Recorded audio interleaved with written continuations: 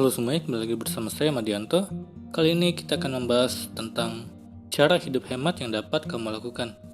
Kecanggihan teknologi sekarang ini kerap menjadi media alternatif para pelaku bisnis untuk memasarkan produknya.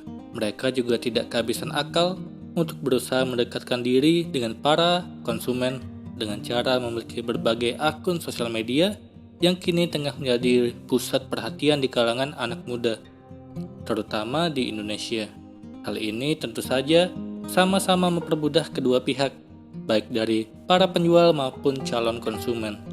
Para pemilik produk yang menjadi lebih mudah untuk menawarkan produknya, disertai dengan informasi detail mengenai produk, cara pemesanan hingga cara pembayaran yang menggunakan metode transfer antar bank. Keberadaan seperti ini bukan berarti sepenuhnya baik dan sama-sama saling menguntungkan. Dari sisi konsumen, ketidakmampuan untuk mengendalikan diri ketika menginginkan sebuah barang yang sebenarnya bukan sebuah kebutuhan bisa mengarahkan seseorang pada belenggu hutang dan tidak mampu memenuhi kebutuhan primernya sendiri. Bahayanya lagi jika para konsumen akhirnya memilih alternatif untuk berhutang kepada keluarga, rekan, atau melalui pinjaman online dengan alasan tertentu sehingga mendapatkan jawaban sementara yang membahayakan keuangan mereka. Untuk menghindari kejadian seperti itu, jawaban yang paling tepat adalah pengendalian diri. Pengendalian diri ini tidak hanya soal bagaimana kita mengatur nafsu lapar mata, namun juga mengatur masa depan dengan berbagai kegiatan yang sebetulnya sangat penting dan krusial. Kebiasaan pencegahan yang harus dibangun sejak dini ini memiliki efek menghindarkan kamu dari kebiasaan hutang yang mungkin kamu miliki ketika menghadapi masalah keuangan yang mendesak. Kejadian yang tidak terduga sering terjadi dan risiko ini cukup besar harganya bila kamu tidak memiliki persiapan, misalnya dari segi keuangan. Maka penting untuk memiliki kebiasaan berhemat sebagai salah satu bentuk pengendalian diri kamu. Selain itu, kebiasaan berhemat juga memiliki manfaat lain bagi kamu sendiri, seperti memiliki dana cadangan untuk membangun masa depan karir, modal usaha, sebagai dana pensiun, serta tidak perlu bergantung pada asuransi kesehatan. Berikut beberapa cara untuk hidup hemat yang bisa dilakukan. Yang pertama, prioritaskan kebutuhan, bukan keinginan. Hal ini merupakan salah satu cara yang cukup ampuh dalam menekan pengeluaran kamu. Jadwalkan belanja dengan daftar yang pasti, yang akan kamu gunakan setiap bulannya. Jangan memasukkan barang atau hal-hal yang bersifat keinginan ke dalam prioritas. Ingat, kamu bisa hidup tanpa harus nonton film di bioskop 1 bulan sekali. Tapi kamu tidak bisa hidup hanya dengan makan 1 bulan sekali, minum 1 bulan sekali, mencuci baju 1 bulan sekali. Jelas sekali perbedaan antara kebutuhan dan keinginan yang sifatnya hanya kepuasan sementara. Kedua, mengecilkan pengeluaran daripada pendapatan. Apakah kamu merasa pengeluaran kamu tidak seberapa? Kalau begitu, jelas kamu tidak diperkenankan untuk secara semena-mena menghambur-hamburkan uang demi kepentingan yang sifatnya sebuah keinginan, bukan keperluan. Usahakan kamu tidak perlu berhutang untuk memenuhi kebutuhan yang setiap waktunya mempengaruhi keberlangsungan hidup kamu. Dilihat dari sisi psikologis, kebiasaan berhutang juga tidak baik karena menimbulkan perasaan tidak tenang, terlalu cemas, serta gelisah. Ketiga, menjaga kesehatan. Salah satu cara hidup hemat adalah dengan senantiasa menjaga kesehatan. Lalu apa hubungannya kesehatan dengan pola pikir hidup hemat? Pola hidup sehat akan meminimalisir kamu terkena penyakit yang membutuhkan bantuan dokter untuk menanganinya. Jelas ketika kamu menggunakan jasa dokter, kamu akan membutuhkan pengeluaran yang jumlahnya relatif tidak sedikit. Hal ini akan berpengaruh pada jumlah pengeluaran kamu yang bisa jadi lebih tinggi daripada pendapatan kamu setiap bulannya. Ketika hal ini menjadi sebuah kebiasaan, pada akhirnya kamu akan selalu merasa kekurangan untuk memenuhi hal-hal yang sifatnya memang sebuah kebutuhan. Keempat, bijak dalam berbelanja. Perlu kamu sadari, bila kamu lebih menyukai belanja di supermarket yang terkenal bersih dan sejuk, mereka juga menggunakan jasa pemasaran yang selalu bisa mengundang kamu untuk masuk dan berbelanja di toko mereka dengan teknik tertentu. Bila kamu masuk dalam toko, kamu akan cenderung membeli barang yang bukan kebutuhan. Hal yang perlu disadari di sisi lain adalah menjual jasa Mereka mematok harga yang lebih tinggi untuk sebuah barang yang sebenarnya bisa kamu dapatkan dengan lebih murah di tempat lain, misalnya di pasar tradisional. Kelima, fasilitas berlibur murah. Setiap orang pasti membutuhkan rekreasi untuk refreshing dari kepenatan bekerja. Akan tetapi, perhatikan bahwa pengeluaran kamu untuk berlibur tidak perlu mencapai angka fantastis. Ingat, kamu berlibur untuk melepas kepenatan kamu dari rutinitas bekerja, bukan menambah beban dan masalah finansial akibat tidak selektif dalam memilih fasilitas berlibur. Kamu bisa berhemat ketika berlibur dengan membeli tiket penerbangan dengan harga promo, hotel yang tidak perlu berbintang 5, atau bahkan tidak perlu mengharuskan diri berlibur hingga ke luar negeri. Jangan memaksakan hal yang kamu rasa tidak mampu dan tidak perlu. Keenam, membawa bekal. Kebiasaan satu ini juga akan mengantarkan kamu sebagai pribadi yang memiliki prinsip hidup hemat. Hemat pangkal kaya, dan hal ini dimulai dari kebiasaan kecil. Mulailah selalu bawa bekal yang disiapkan dari rumah daripada kamu membeli makanan di luar. Selain menghemat pengeluaran, membawa bekal dari rumah sendiri sudah lebih jelas kebersihan dan gizinya. Ketujuh, membeli barang-barang investasi. Kamu merasa memiliki uang lebih dan menyadari bahwa kamu tidak cukup kuat untuk membawa banyak dana. Jika memang demikian, kamu bisa mengalihkan dana cair kamu menjadi bentuk barang yang memiliki nilai investasi seperti emas dan tanah. Dua barang ini merupakan contoh barang investasi dengan kemungkinan rugi yang sangat kecil dan jarang mengalami penurunan nilai, apalagi harga tanah. Hal ini bisa membantu kamu untuk memperkecil jumlah dana cair yang siap pakai dan berpotensi bisa langsung dibelanjakan. Kedelapan, go green. Sikap ramah terhadap lingkungan juga bisa menyelamatkan kamu dari belenggu hutang dan menumbuhkan sikap hemat dalam hidup kamu. Bagaimana caranya? Terapkan kebiasaan hidup kamu sehari-hari seperti menghemat penggunaan listrik, menghemat penggunaan air, menggunakan kendaraan sepeda untuk menjangkau tujuan yang berjarak kurang dari 5 km dari rumah kamu. Sikap-sikap yang turut membantu pelestarian bumi ini juga turut membantu kamu merealisasikan sikap hidup hemat. Kesembilan, jangan meremehkan uang receh. Besar nominal yang dimiliki memang terkesan kecil, tetapi kamu tidak pernah tahu bahwa kumpulan uang receh ini bisa menjadi besar nominalnya dan mungkin menyelamatkan kamu di saat-saat terdesak.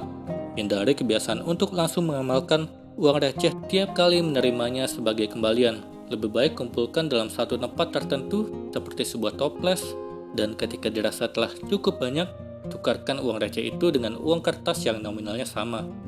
Ke-10, menerapkan pola hidup minimalis. Meski kamu berpenghasilan 10 juta setiap bulannya, hal itu tak akan menjamin kamu untuk selalu menjadi orang kaya.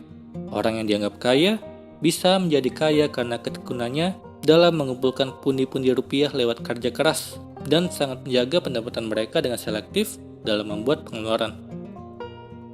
Pola hidup sederhana adalah cara paling ampuh dalam mempertahankan kekayaan sekaligus menjadi pola hidup terbaik yang paling cocok dengan sikap hidup hemat.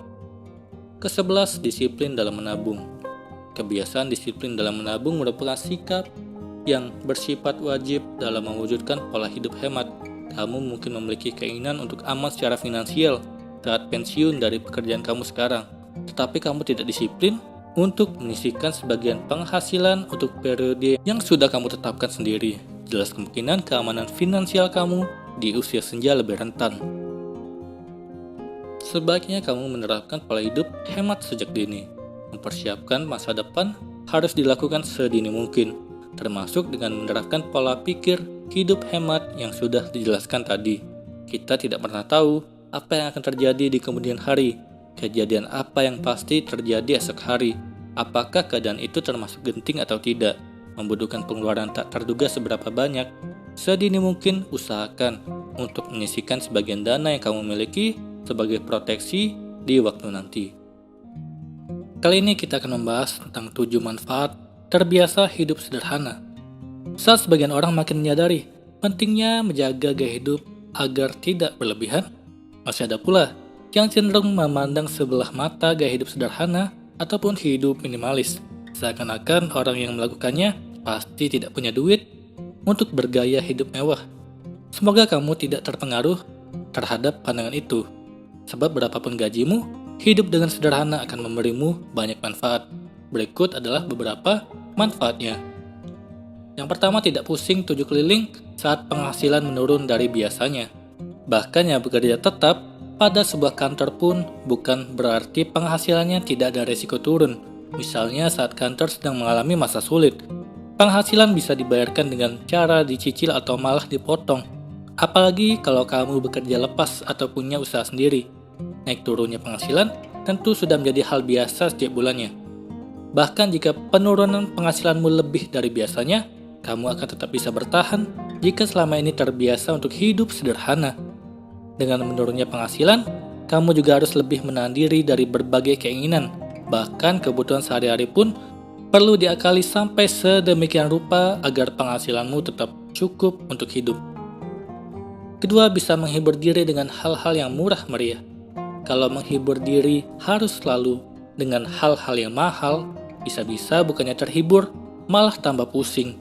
Apalagi kalau mengingat poin pertama, beradaptasi dengan keadaan tentu butuh waktu. Bahkan jika penghasilan masih aman, kebiasaan berburu hiburan berbiaya tinggi akan membuat kamu sulit ketika menghindarinya. Dari waktu ke waktu, tentu yang diburu jenis hiburan yang lebih mahal lagi. Lama-kelamaan, penghasilan tidak bisa mengikuti. Maka dari itu, cobalah menghibur diri dengan hal-hal yang murah meriah, seperti berjalan-jalan ke taman kota, bermeditasi, ataupun kegiatan lain yang lebih bermanfaat. Ketiga, lebih mampu menghargai hal-hal non-materi. Karena kamu sendiri bergaya hidup sederhana, kamu jadi tidak menilai orang lain hanya dari hartanya.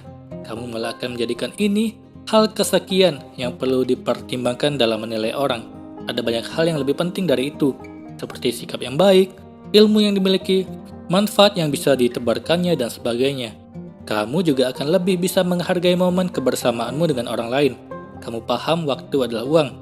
Akan tetapi ini tidak berarti seluruh waktumu hanya boleh dihabiskan untuk mencari uang. Kebersamaan dengan keluarga atau orang-orang terdekat juga tidak kalah penting dari uang. Keempat, bisa menabung lebih banyak untuk berbagai keperluan di masa depan. Orang yang masih bisa bilang menabung itu tak penting, pasti belum pernah benar-benar merasakan tidak punya apa-apa, sementara ada kebutuhan besar dan mendesak. Kalau kamu tidak mau hal itu menimpamu, kamu harus mulai menabung sejak sekarang. Dan kegiatan menabung akan lebih gampang kalau kamu bisa menekan pengeluaranmu. Hidup sederhana akan membuatmu bisa lebih banyak menyisihkan penghasilan. Tabunganmu juga bukan cuma buat membiayai kebutuhan darurat, melainkan bisa digunakan untuk berinvestasi.